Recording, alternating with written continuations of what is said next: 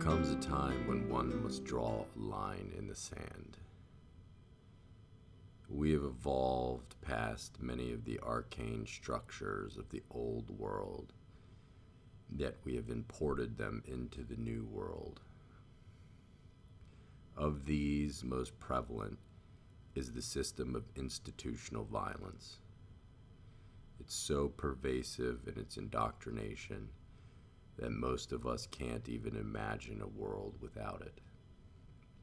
Without punitive force and threat of death,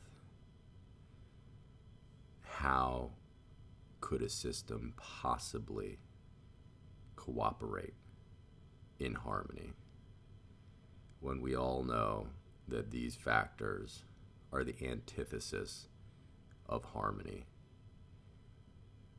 and are adverse to our homeostasis? We know revenge is wrong.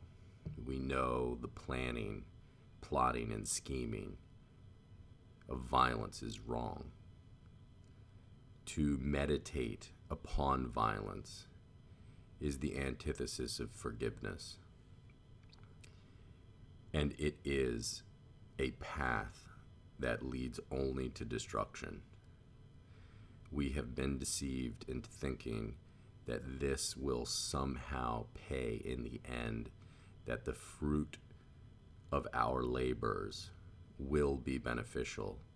Yet time and time again, we see people divided, conquered, decimated, bloodied, and die. It is okay to defend oneself. It is righteous. You have a natural right to defend yourself. Everyone does. But it is our responsibility as people to let that go after the fact. We must forgive our neighbors, and we must forgive those that have trespassed against us, that have transgressed against us. It is our responsibility to fortify our defenses so that that situation may not happen again. When we are weak and defenseless, we are prey for predators, easy prey, and we tempt them with our weakness. It is our responsibility to defend ourselves, to teach and train so that we are not easy targets and that these transgressors will look for easier prey. Now, I remember an old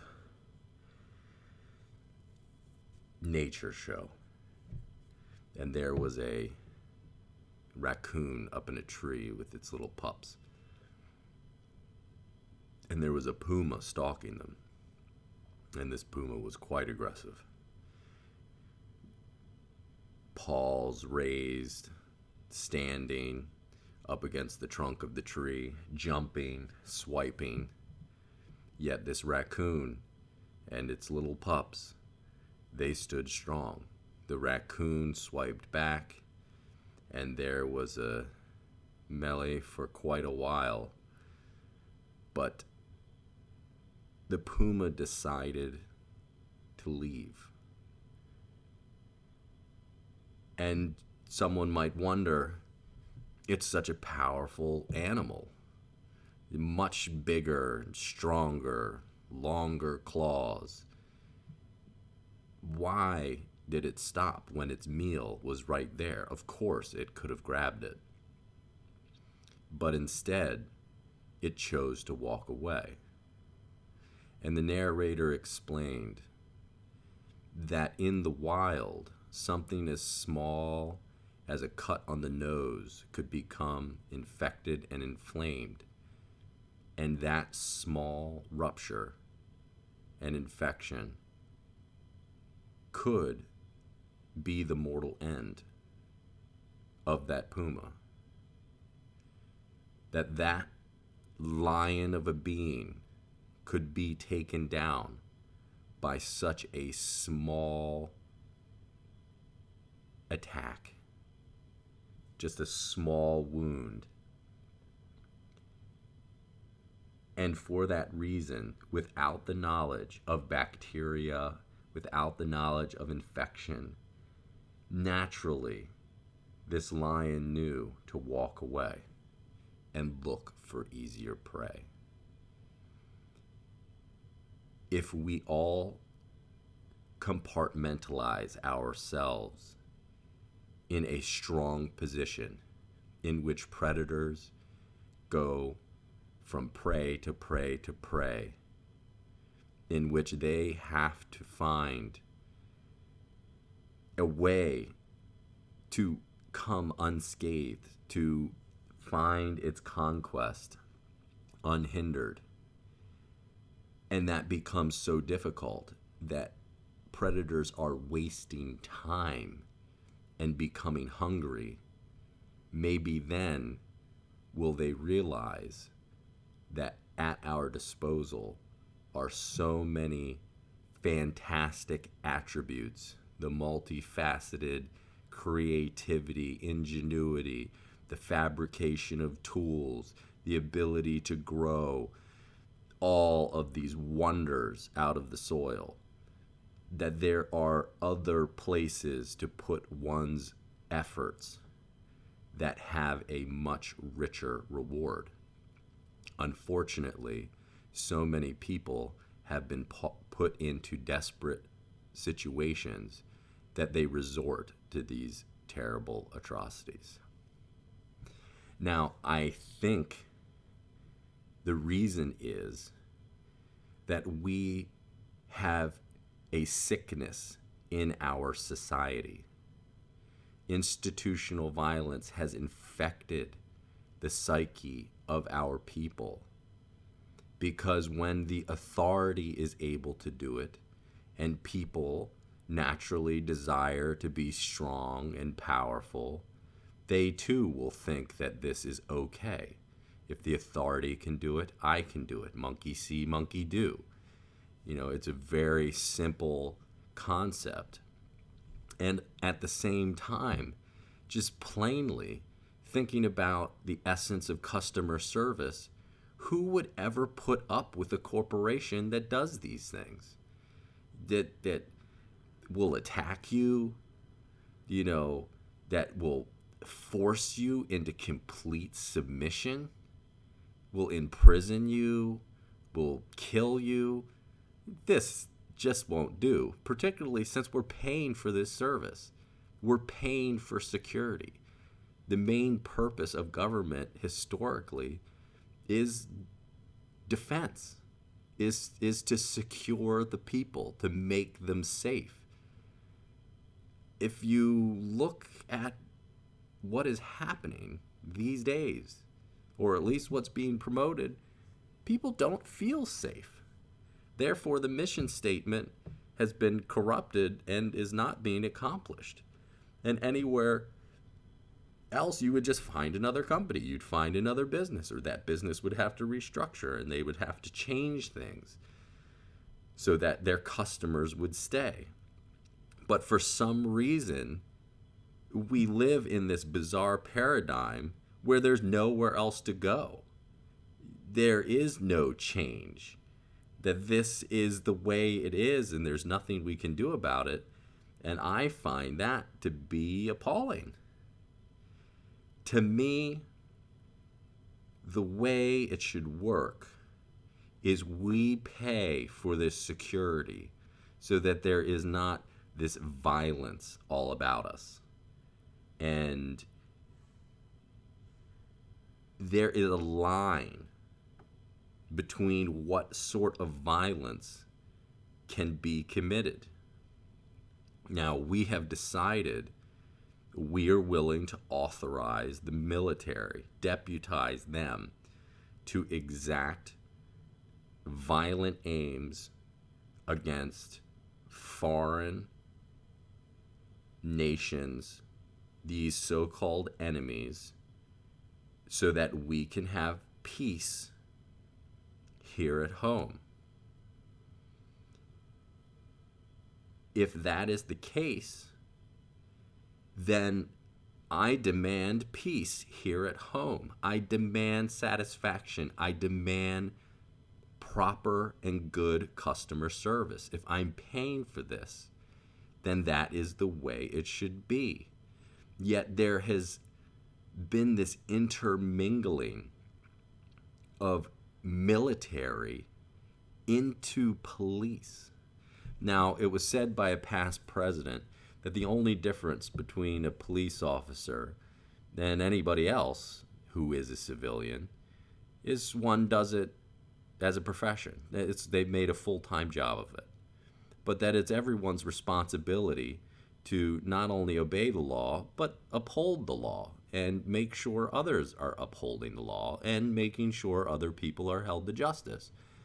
But our justice system has become so heavy-handed that people are unwilling to snitch on their neighbor because the punishment doesn't fit the crime. You know, for these very small transgressions that haven't even hurt anybody. There isn't even any violence at all. You lose years of your life in just the most appalling construct humans have ever created, which is the prison. It's terrible. Like, that has to go.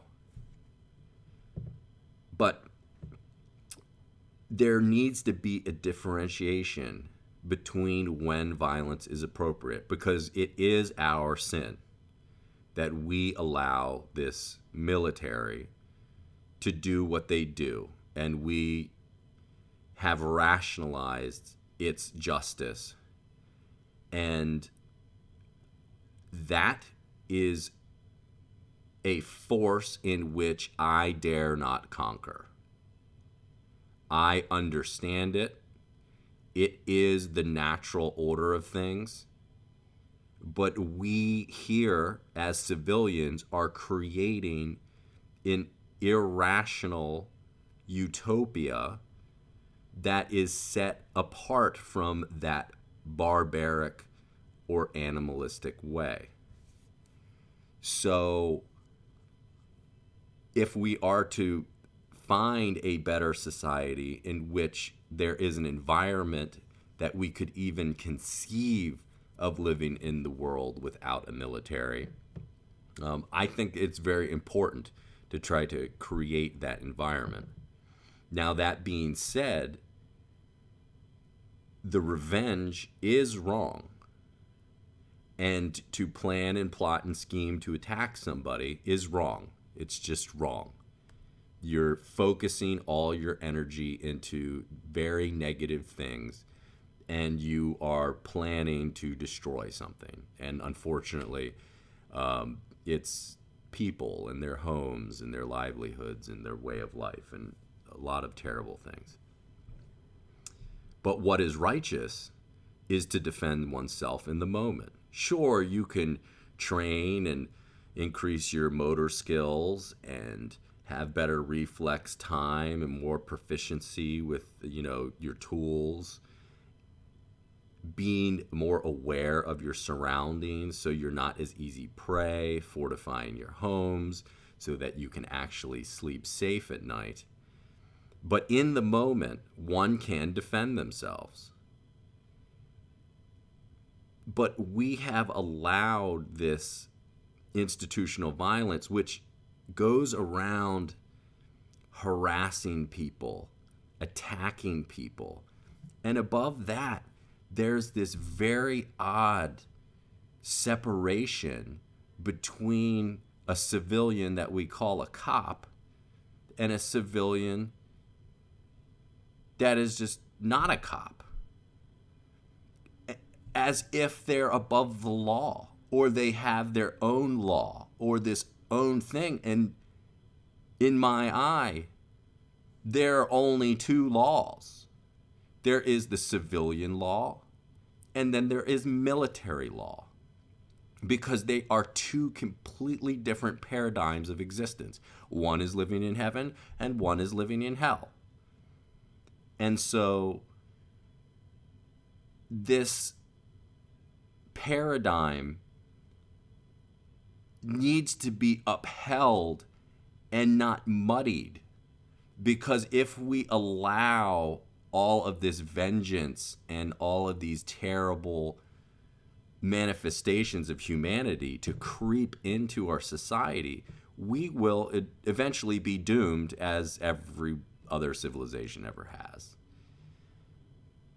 Now, if there's a line between a person who can defend themselves in the moment, and then there is the military who is abroad exacting its revenge and following these tropes of, a strong offense is the best defense, and all of this rhetoric that just promotes more and more aggression.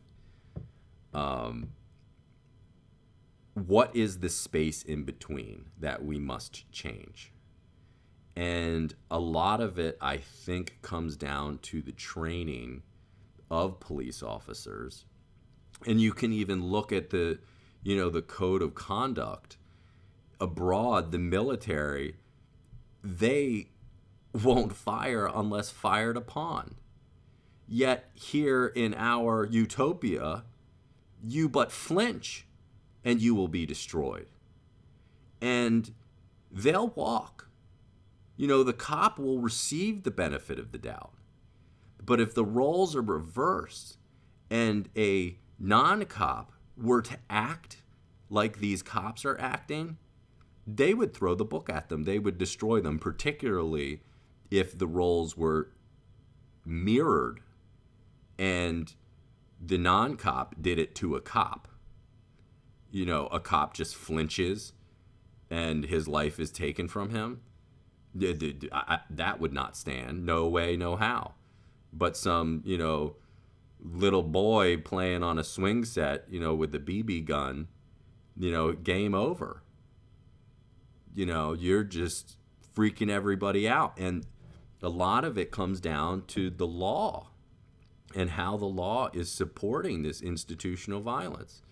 That the police don't have any requirement to protect you. That really all they have to do is protect themselves. And so that becomes their number one prerogative, is to protect themselves. And so that's what they do, is they show on the scene. They are gross in their force, and they can literally pin you down by the barrel of a gun and demand you submit to whatever aims there are. And this is, beside all the corruption and, people doing their own things because they've gotten involved in some sort of criminal behavior. But it's just awful that we allow that. We would not allow any other human in our utopia to act that way. It's abominable.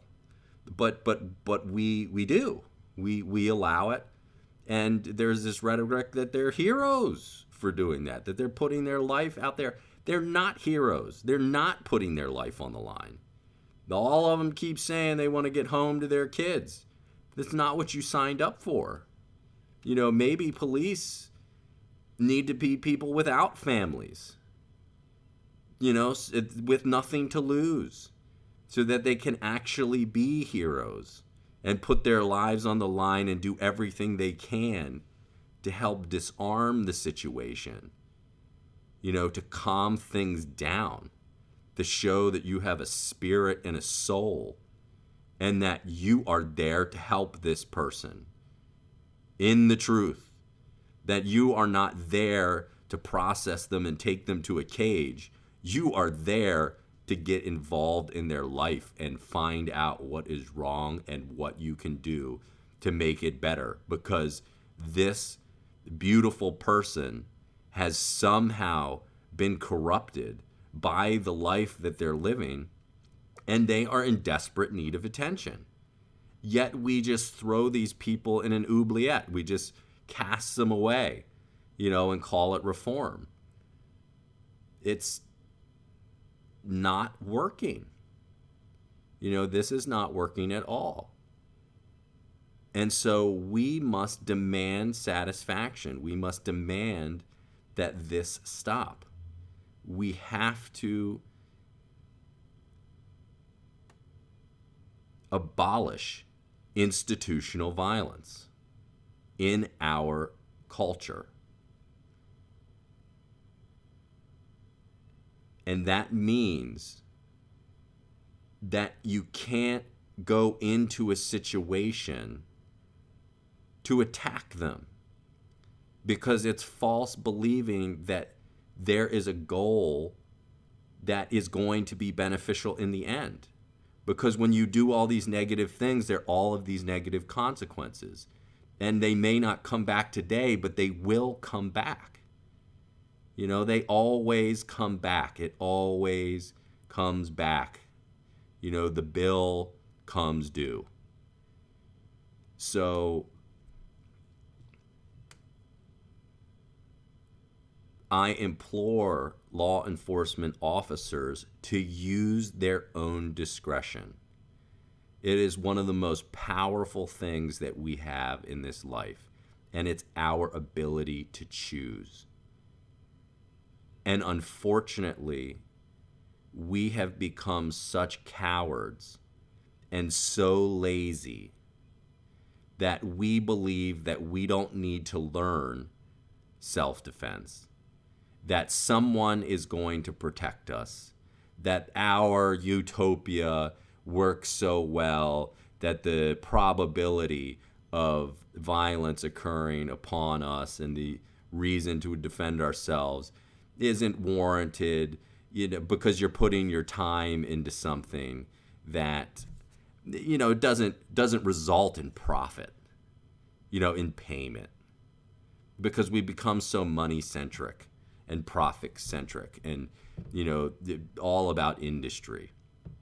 Whereas we're spending an arm and a leg, paying through the nose for all of this policing and the bureaucracy that goes around the policing and the legal systems involved in this racket and all the lawyers and all this nonsense.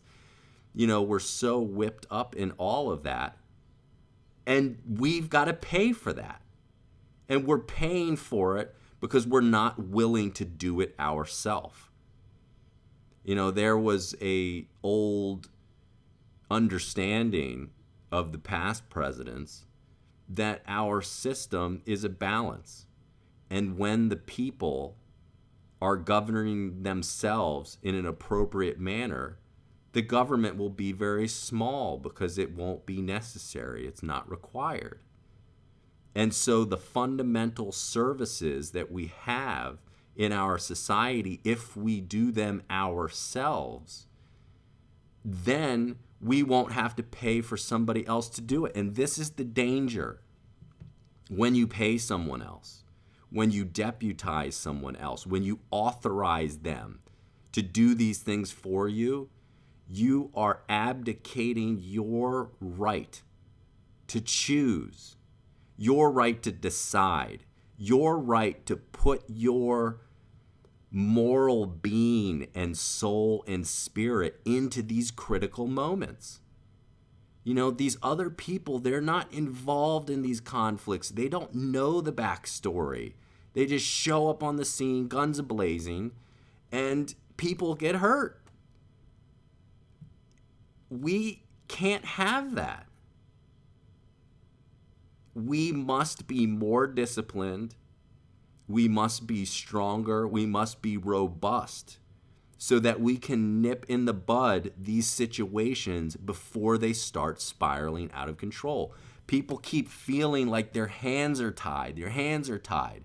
And so they build up all of this aggression, and then they start planning and plotting and scheming, you know, and becoming violent because they just don't know how else to do something. Because there's this false premise that there is no place for violence at all. Yet we're the most violent culture. I don't know. There's been some pretty violent cultures, but you know, we're up there with being atrocious. The machinations of destruction that we have built are terrifying. If those resources were allocated to something else, imagine what we could accomplish. From education to research and development. We could do so much with those resources, but there's this false construct that if we pay, for this thing, that we deserve it. And so, we're not going to put in our efforts, because somebody else is handling it for us. Well, let me tell you, they're doing a bad job. They're not really putting their gumption into it, maybe the way you would if you had to do it yourself. But we keep falling back into these same problems because we believe that it's going to get better. And it's not. So there is this misconception that if we defund the police, that somehow things are going to get better and less violent. And that is a misconception. And funding the police even more, there's a misconception there that somehow it's going to get better through money. That isn't how we create a better, more free society. How we do it is not by defunding the police, but in essence, funding ourselves. If we take the mantle individually to defend ourselves, to be alert, be aware, to not just aimlessly wander through the delights of this country and then be just totally taken aback that someone would disrupt your day, you're just not living in nature, and you're also not living under the foundation principles of what this whole thing was built upon. If we are resourceful, we can be the change that we want to see. And that's what we have to do is, we can't put the cart before the horse. We have to toe the line. We need to take matters into our own hands. And we can do this with all aspects of these huge programs. From the police, we can defend ourselves. Healthcare, we can eat well, we can exercise. We can do this stuff. We can educate our own children. And frankly, it would be better than what I had to go through. I'm sure there are other people out there that have the same sentiment. Discipline, when actualized by oneself, creates a mastery of life that creates these examples, these role models, these heroes, these wonderful figures that we all aspire to be. Yet we've been deceived into thinking that there is some other way, some supernatural way of life. And we're being gaslit the whole time because there isn't some secret way. We keep following these deceivers, and they keep gobbling up our fortunes, our spirits, and most of all, our choices, our ability to choose, because we forfeit our right to be involved every time we sign one of these sleazy contracts.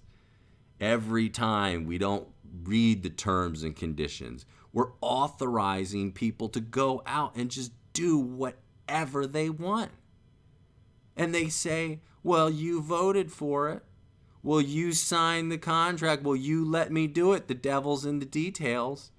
We must start taking our responsibility back. And it is by holding the line. And no one should be above the law. Not the police, not the politicians, not even the President of the United States. Unless someone is conscripted in the military,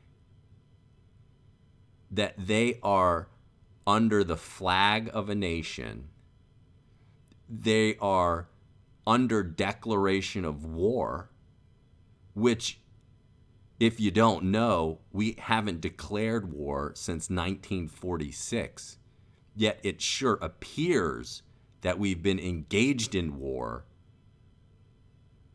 every generation since. The law must stand. And like I said, the President of the United States, unless he's in a military uniform with rank on his shoulder, in full regalia and force of command in the army, while he is under the guise of war, he is subject to the same exact law, the same courts, the same procedures, the same everything as everybody else in our little utopia. Because he is just a civilian. The politicians are just civilians. The cops are just civilians. We are all civilians. You are either in the military or you're a civilian. And that's the line. And it can't be crossed. If you are a civilian, you cannot plan, plot, or scheme violence. You can't do it because it's wrong. And it is going to cause more pain and trouble inside our society. And if we can get a grip on our violence in our civil society, then maybe we will be responsible enough and innovative enough to think out a way that works better than military violence. Because right now, we are a bunch of animals, and we have our biggest animal protecting a cage in which we all have the illusion of safety, but it's so terrifying to see out of the bars that we too begin to shred ourselves to pieces. This whole thing is the antithesis of what we should be doing. Everything should be productive. Everything should be building. Everything should be looking for synergy. Everything should be looking for harmony. Everything should be looking and striving to thrive. And we should want everybody else to thrive too. Yet we are caught up in this competition that has just become dangerous. And we can't have that anymore. We have the power of the purse. We have the power of our spirit. And we don't need to be pacifists to find peace. Because frankly, peace is an illusion. You may find harmony in a moment, but to have this everlasting peace, this everlasting happiness, these tropes, they connotate some sort of permanence. Whereas we live in the moment. And we can have harmony in the moment.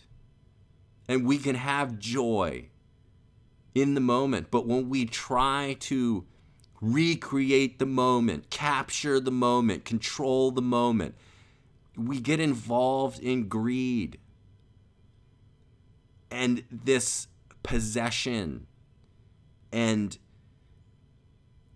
we start defending things instead of defending ourselves and defending others.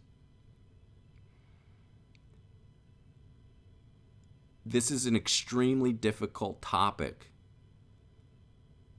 to consider.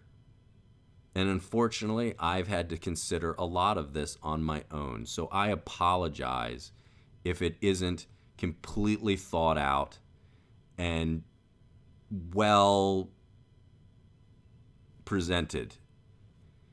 But we must start wrapping our heads around a way that we can live better than those that came before us. Because some pretty great people tried really hard to do the best they could. And right now, we're taking their legacy and we're abusing it so we can get fat and serve ourselves. And there will not be a good end to that. Someone may be able to capture their little Caligula yacht. But in the end, it isn't good for anyone.